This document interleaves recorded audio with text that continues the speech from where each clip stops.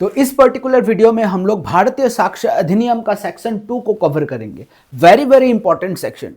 इस सेक्शन में दो सबसेक्शंस हैं, सबसेक्शन 1 एंड सबसेक्शन 2।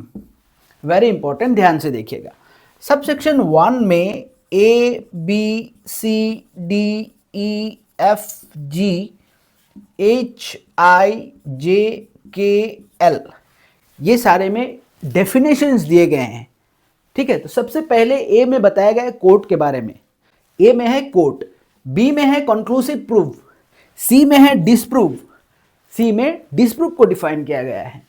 डी में बताया गया है डॉक्यूमेंट के बारे में, ई में बताया गया है एविडेंस, एफ में बताया गया है फैक्ट्स, जी में बताया गया है फैक्ट्स इन इशू, एच में बताया गया है मे प्रिज्यूम, आई में बताया गया है नॉट प्रूफ्ड, जे में बताया गया है प्रूफ्ड, के में बताया गया है रिलेवेंट एंड एल में बताया गया है शैल प्रिज्यूम के बारे में। तो ये सारे डेफिनेशंस ए से लेके एल तक आपको subsection 1, section 2, subsection 1 clause A B C D E F G H I J K L तक दिया गया है।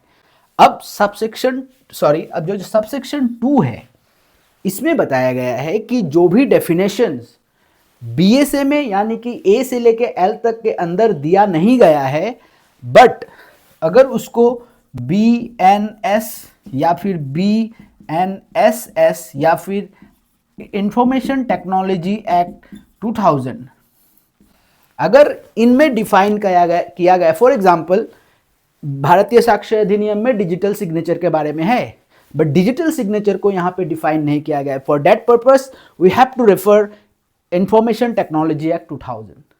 इन द सेम में कोई भी डेफिनेशन अगर यहाँ पे जरूरत पड़ रहा है बट बीएनएस, बीएनएसएस या फिर आईटी एक्ट में दिया गया है, तो we have to refer those acts, those provisions.